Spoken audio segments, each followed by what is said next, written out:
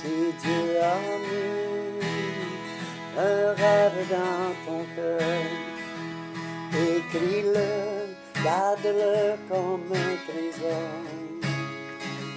Quoi qu'on dise, protège la vision avec passion.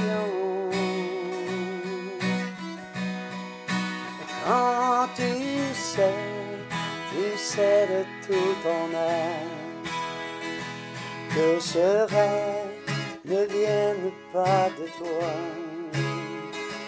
Même si tu ne vois que le contraire, persévère.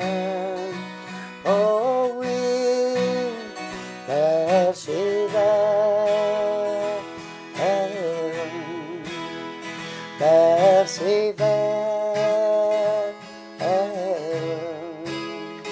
Persévère. Persévère. Car sa parole, elle s'accomplira. Si dans ton cœur est réelle cette promesse, quand vient le doute, lève-toi et confesse que Dieu est vrai et que sa parole demeure éternelle. Car ce qu'il a promis, mon frère, ma soeur, n'est jamais vain. Toujours fidèle et son chemin certain. Même si les choses semblent n'aboutir à rien, persévère. Oh, quand il dit, la chose arrive. Quand il ordonne, elle existe. Son regard est sur ceux qui lui appartient. Oh, oh, persévère.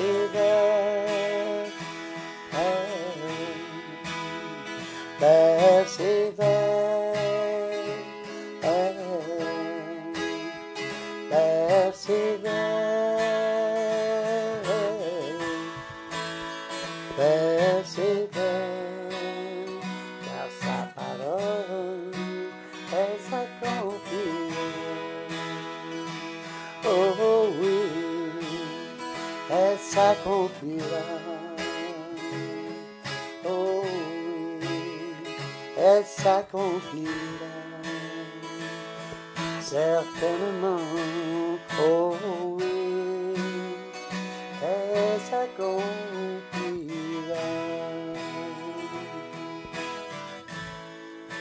Elle s'accomplira. 2, 3. C'est parti. Pour continuer dans l'étude de la parole de Dieu, dans Josué 1, à partir de 6, c'est Dieu qui parle à Josué, qui prend la relève de Moïse. Fortifie-toi et prends courage, car c'est toi qui mettras ce peuple en possession du pays que j'ai juré à leur père et de leur donner. Fortifie-toi seulement et aie bon courage, en agissant fidèlement selon toute la loi que Moïse, mon serviteur, t'a prescrite, selon toute la parole de Dieu qu'il y avait dans ce temps-là. Ne t'en détourne ni à droite ni à gauche, afin de réussir dans tout ce que tu entreprendras. Donc, pour réussir, tu lis la parole va t'aider à réussir tout ce que tu vas entreprendre. Que ce livre de la loi ne s'éloigne point de ta bouche. Médite-le jour et nuit pour agir fidèlement selon tout ce qui y est écrit. Car c'est alors que tu auras du succès dans tes entreprises, c'est alors que tu réussiras. Ne t'ai-je pas donné cet ordre, fortifie-toi et prends courage. Ne t'effraie point et ne t'épouvante point, car l'Éternel, ton Dieu, est avec toi dans tout ce que tu entreprendras. Amen. La parole de Dieu, très important. Il faut l'avoir proche de soi. Et d'autres exemples, comme David, dans la parole de Dieu aussi. David, malgré ses erreurs, bienvenue dans le club des imparfaits, revient sans cesse à la parole de Dieu, réajustant sa vie selon la parole de Dieu. Et on connaît David, avec toutes ses erreurs. Il a besoin d'aller lire le psaume 51 et 50, 51, vous allez voir. Et même, on va dans le Nouveau Testament, Paul grandit passionné, vivant, respirait les Écritures. C'était un pharisien, hein? Attention, il connaissait l'Ancien Testament sur le bout de ses doigts, il la connaissait par cœur. Jésus venu le bouleverser sa vie, aborde la parole renouvelée. Un autre exemple, le parfait exemple, que nous allons devenir un jour parfait jusqu'au perfectionnement.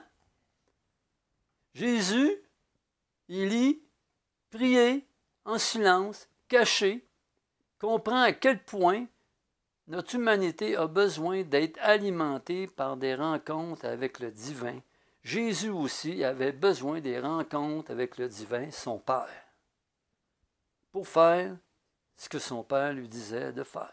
Pour être en unité, ensemble. Il faut être ensemble. Un petit conseil. Laisse ta Bible ouverte dans un endroit passant. Un verset quand tu passes par là. Crée une solide habitude simple, accessible, visuelle. Puis on va aller voir le psaume 119. Un petit peu de parole. Moi, ça va bien, là, j'ai ma Bible sur mon téléphone cellulaire, fait que où je travaille, dans mes breaks, dans mon dîner, je peux me référer à la parole.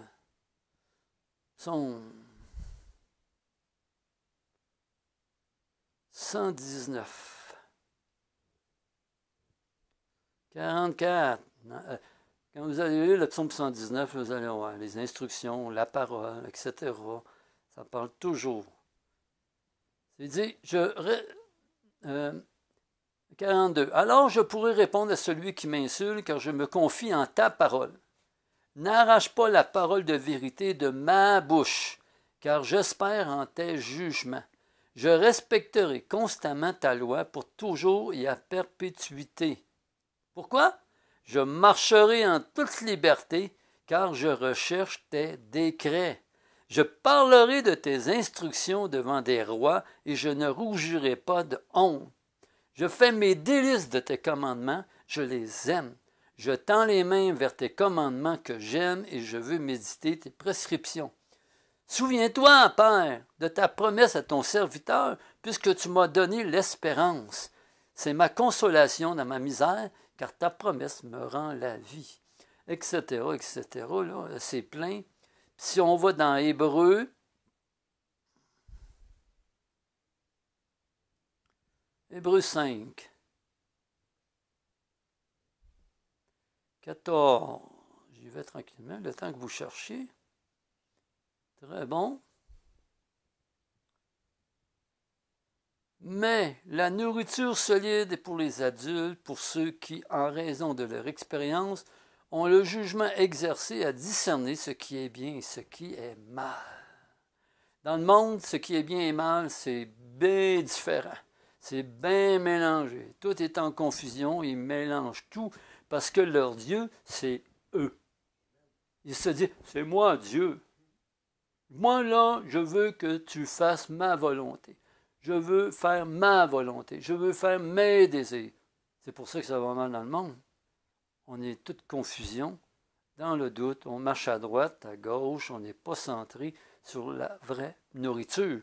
La vraie nourriture solide, c'est la parole de Dieu. Dans Luc 5,